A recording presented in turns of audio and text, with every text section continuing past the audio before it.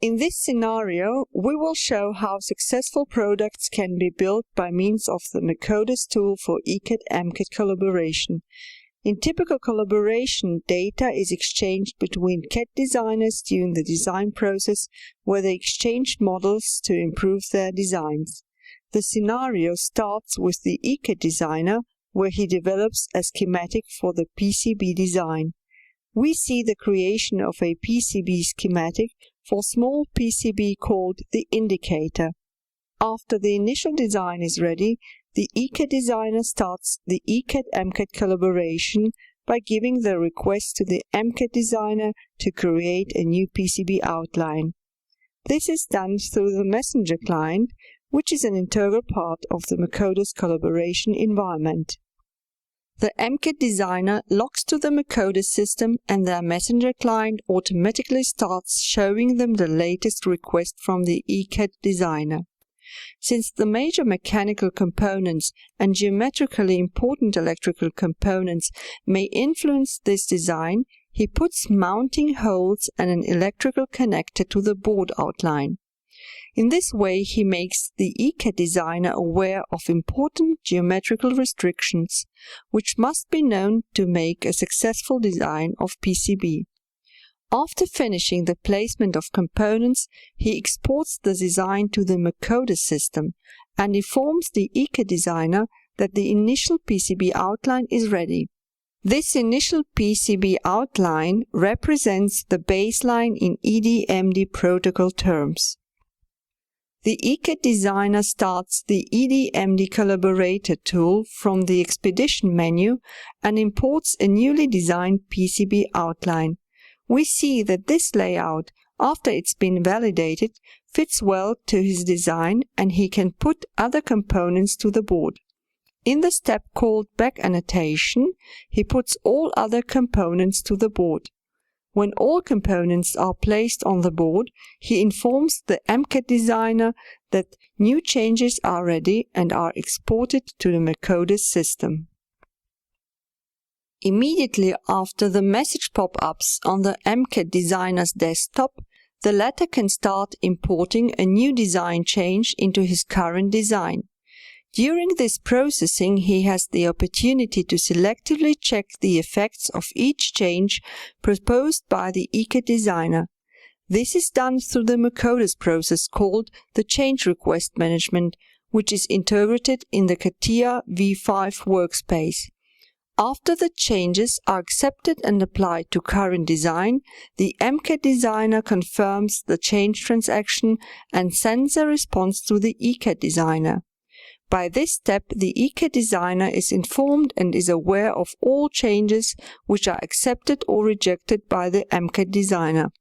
This is necessary since in this way both collaborating parties end with synchronized designs. Now, the MCAD designer may play with the design actions, for example, move components, change top-bottom component position, define placement and route keep-out areas, or even change the packaging of the component, as well as many other design actions.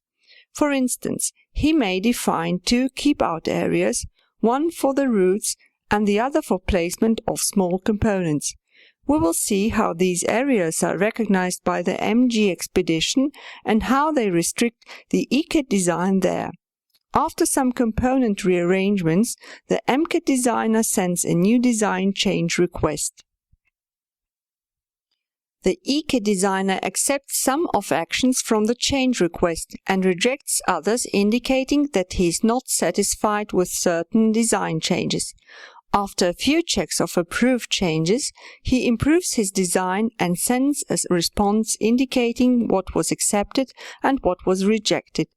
We see that these keep-out areas are effective elements in MG Expedition and put effective restrictions on ECAD design.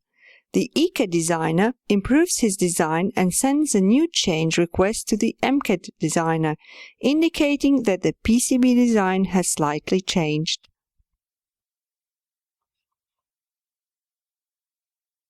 The MCAD designer receives a new change request and accepts all actions from it. With the aid of the Mecodes system, he can see the history of all collaboration steps from their very beginning. Here we see the steps with full information regarding actions performed when the baseline or change requests are processed.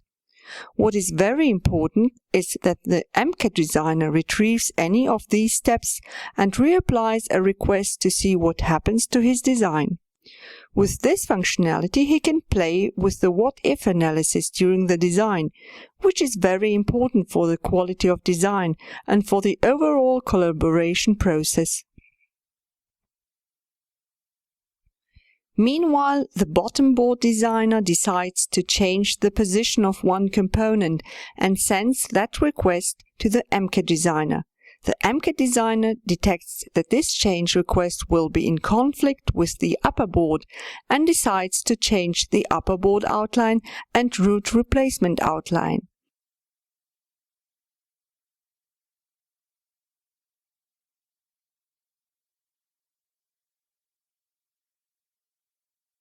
After he makes changes, he sends the change request to the upper board designer with the changed board outline and changed root outline.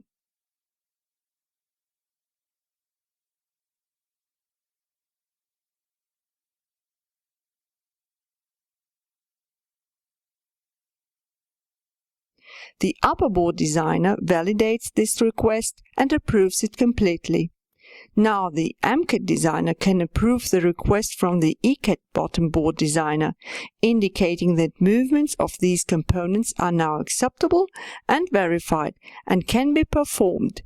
Now both ECAD designers finish their designs and send a final design with all elements of the boards: outline, components, roots, holes, masks, screens, etc.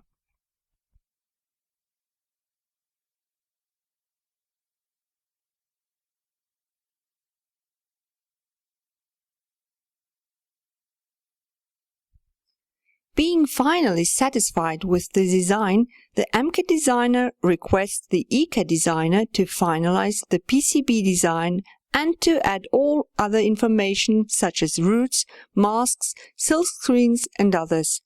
The ECAD designer initializes the routing process on his board.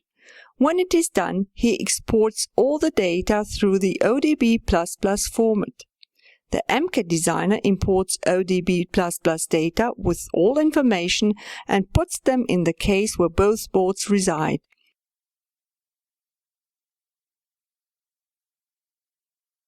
Being satisfied with the designs, he informs the top and bottom board designers that the boards fit well to the case.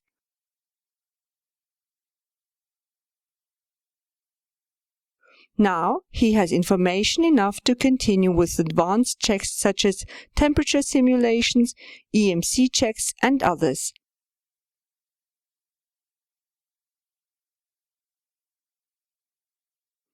After the successful design collaboration, the product is ready to take further steps in the product making process. This all has been done by means of the Mecodes system. One important part of the Mecodes system is common library management, which is used to establish collaborative components. With this part of the Mecodes system, designers prepare components which are available in native formats for both tools, ECAD and MCAD. The collaborative components are created by linking CATIA 3D representation with the footprint representation. The isometric transformations are used to align CATIA 3D representation of the component with the footprint representation from the ECAD tool. Components created in such a way allow designers to exchange useful information between CAD domains.